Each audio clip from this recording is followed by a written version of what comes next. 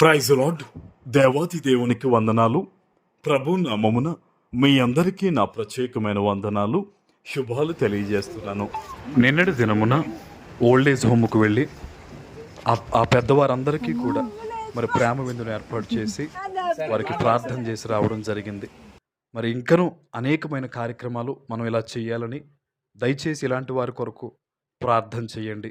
దేవుడు మీ అందరినీ దీవించునుగాక. ఆమేన్. ఈ దినము కొరకు ఏర్పాటు చేయబడిన దేవుని వాగ్దానము ద్వితీయోపదేశకాండము 3వ అధ్యాయము 22వ వచనము. మీ దేవుడైన యెహోవా మీ పక్షముగా యుద్ధము చేయువాడు గనుక వారికి భయపడవద్దని ఆజ్ఞాపించితిని. దేవుని నామానికి మహిమ కలుగునుగాక.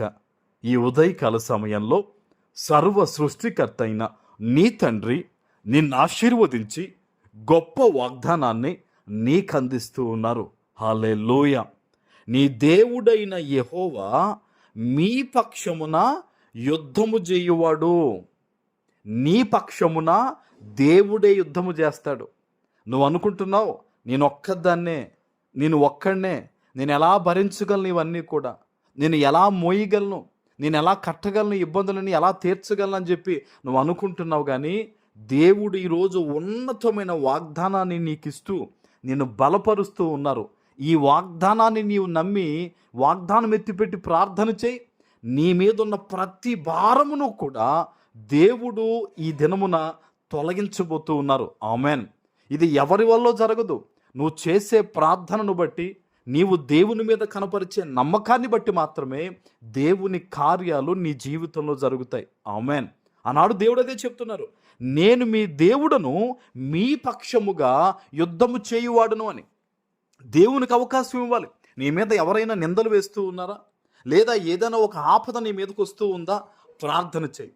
మోకరించి నీ చేతులు దేవునికి అప్పగించు. ప్రభువా, ఇదిగో నా చేతుల్లో ఏమీ లేదు నాయన, నేను ఎవరిని ఏమీ చేయలేను, నీ చేతికి అప్పగిస్తున్నాను. ఇదిగో ఈ అప్పు బాధలను, ఇదిగో నా కుటుంబాన్ని, ఇదిగో నా బిడ్డలు, నా పరిస్థితి, నా భవిష్యత్తు, ఆ సమస్తము కూడా నీ చేతికి అప్పగిస్తున్నాను ప్రభువా, నువ్వు చూసుకో తండ్రి. అంతే.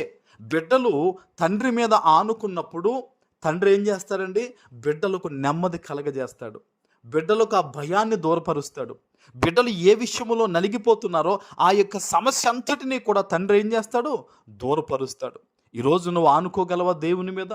నువ్వు ఒక్కదానివే, నువ్వు ఒక్కడవే ఈ బరువు బాధ్యతలు మోస్తూ నలిగిపోతూ ఉన్నావు. ప్రార్థన చేసి దేవునికి అప్పగించు.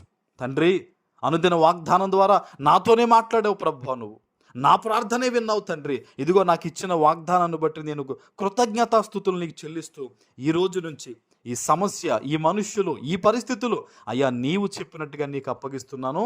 నీవే చూసుకో తండ్రి. మా పక్షమున యుద్ధం చేస్తున్నావు ప్రభువా, ఇదిగో నీకు అప్పగిస్తున్నాను తండ్రి అని దేవునికి అప్పగించు. ఆయన అంటున్నాడు, నువ్వు భయపడొద్దు అని. నేను మీ పక్షాన యుద్ధం చేస్తాను గనక మీరు భయపడొద్దని సర్వ సృష్టికర్త ఈ మాట చెప్తున్నాడు. ఇది మనుష్యులు చెప్తున్న మాట కాదు, పాస్టర్గా ఆనందపాలైన నేను చెప్తున్న మాట కాదు, ఇది దేవుడు చెప్తున్న మాట. నేను మీ పక్షాన నిలబడతాను, మీరు భయపడకండి అని చెప్తున్నాడు. ప్రపంచంలో ఏ మనిషి నీకెంత ధైర్యాన్ని ఇవ్వడు, దేవుడు ఒక్కడే ఇస్తున్నాడు.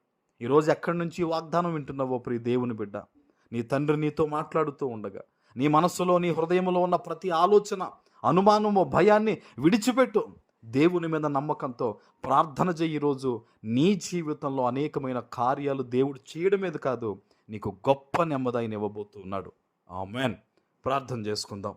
పరిశుద్ధుడా, ప్రేమ కలిగిన తండ్రి, మీకు వందనాలు. ఈ ఉదయకాల సమయంలో మీరు ఇచ్చిన గొప్ప వాగ్దానము ప్రతి బిడ్డ జీవితంలో నెరవేర్చి స్థిరపరచమని యేసు నామమున ప్రార్థిస్తున్నాను తండ్రి. ఆమేన్.